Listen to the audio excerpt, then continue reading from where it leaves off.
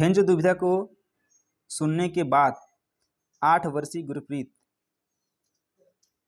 कहता है कि हिंज को पैसा चुरा लेना चाहिए क्योंकि उसे इसकी ज़रूरत है। नैतिक तर्क के किस स्तर पर बच्चे सही और गलत का फैसला व्यक्तिगत ज़रूरतों और चाहतों के आधार पर करते हैं? पहला है दंड और आज्ञा पालन अभिमुखता, दूसरा है यांत्रिक सापेक्षिक अभिमुखता, और तीसरा है अच्छा लड़का अच्छा लड़की अभिमुखता, और चौथा है कानून और व्यवस्था अभिमुखता। इसका जो करेक्ट आंसर हो जाएगा वो हो जाएगा बी, यांत्रिक सापेक्षिक अभिमुखता, यानी कि इंस्ट्रूमेंटल रिलेटिविस्ट ओरिएंटेशन। इसकी व्याख्या देखते हैं। हेंज दुविधा को सुनने के बाद 8 वर्षीय गुरप्रीत कहता है कि हेंज को पैसा चुरा लेना चाहिए क्योंकि उसे इसकी ज़रूरत है। नैतिक तर्क के यांत्रिक सापेक्षिक अभिमुखता स्तर पर बच्चे सही और गलत का फैसला व्यक्तिगत ज़रूरतों और चाहतों के आधार पर करते हैं। व्यवहार की सार्थकता स्वहित व पर आधारित होती है दूसरों की। अगला क्वेश्चन लेते हैं। अगला क्वेश्चन वाइगोत्स्की से संबंधित है और ये भी इंपॉर्टेंट क्वेश्चन है। वाइगोत्स्की के सिद्धांतों को किस तरह का सिद्धांत माना गया है? मनोविश्लेषणात्मक, सामाजिक सांस्कृतिक, तीसरा व्यवहारिक है, और चौथा क्या है? चौथा है सूचना प्रसंस्करण। इसको माना गया है सामाजिक सांस्कृतिक, यानी कि socio cultural. Option number B will be right. Vygotsky के सिद्धांत को सामाजिक सांस्कृतिक का सिद्धांत माना गया है। वाइगोत्स्की एक रूसी मनोवैज्ञानिक थे। ये भी पूछ सकता है कि वाइगोत्स्की कहाँ के वैज्ञानिक थे, तो ये रूसी वैज्ञानिक थे। ये भी आपको ध्यान रखना है, जिन्होंने सामाजिक सांस्कृतिक सिद्धांतों का प्रतिपादन किया था, जिसको निकट विकास का क्षेत्र यानी कि zone of proximal development JPD का सिद्धांत भी कहते हैं। JPD नाम से भी क्वेश्चन आता है कि JPD का सिद्धांत किसने दिया था, तो रूसी मनोवैज्ञानिक वाइगोत्स्की ने दिया था।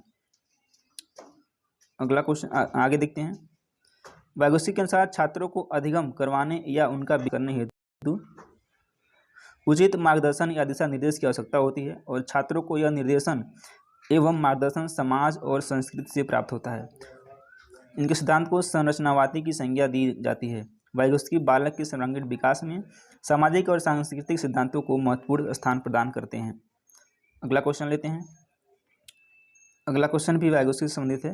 वाइगोत्स्की के अनुसार बच्चों में संज्ञानात्मक प्रक्रियाओं को किसके माध्यम से सुगमता दी जाती है?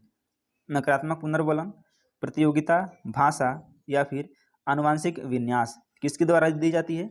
यह दी जाती है भाषा के द्वारा। ठीक है, ये भाषा के द्वारा दी जाती है। Option number C will be right. आइए व्याख्या देखते हैं इसकी। वाइगोत्स्की के अनुसार बच्चों में संज्ञानात्मक प्रक्रियाओं को भाषा के माध्यम से सुगमता दी जाती है। उनका मानना था कि भाषा प्राप्त करने से बच्चा अपने उच्च मानसिक कार्यों को संशोधित करता है। वाइगोत्स्की संज्ञानात्मक विकास पर भाषा के प्रभाव पर जोर देते हैं। उनके अनुसार बच्चे आत्मनिर्देशन के लिए खुद से बात करते हैं। सामाजिक सांस्कृतिक सिद्धांत में वाइगोत्स्की ने भाषा के 3 चरणों का भी प्रस्ताव दिया था कि एक बच्चा संज्ञानात्मक रूप से विकसित होने के दौरान कैसे प्रगति करता है। यह चरण कैसा है? इन 3 चरण देख लीजिए, ये भी इंपॉर्टेंट है। सामाजिक भाषा, निजी भाषा और आंतरिक भाषा। सामाजिक भाषा में क्या है? यह बाहरी संचार को अन्य लोगों के साथ बात करने के लिए संदर्भित करती है, यह है सामाजिक भाषा। दूसरी क्या है? निजी भाषा। यह आंतरिक संचार को संदर्भित करती है, जिसके द्वारा बच्चे खुद को निर्देशित करते हैं। यह साझा ज्ञान को व्यक्तिगत ज्ञान में बदलने का एक तंत्र है। और अगला क्या है? अगला है आंतरिक भाषा। यह तब उत्पन्न होती है जब निजी भाषा लुप्त हो जाती है और मौन आंतरिक वाणी भाषा में बदल जाती है। तो ये कुछ इंपॉर्टेंट जो है चरण है, जो कि 3 है। इसको भी आपको याद करना चाहिए, नोट कर लेना चाहिए। अगला क्वेश्चन लेते हैं। लास्ट क्वेश्चन है शायद इस सेशन का। शिक्षा को बाल केंद्रित बनाने के लिए निम्न में से क्या बदलाव जरूरी है? आइए देखते हैं। रचनात्मक मूल्यांकन से योगात्मक मूल्यांकन की ओर। दूसरा है कंठस्थ स्मरण से क्रियाधारित अधिगम की ओर। तीसरा है खोजी अधिगम से व्याख्यान विधि की ओर। और चौथा है लचीले पाठ्यक्रम से मानकीकृत पाठ्यक्रम की ओर।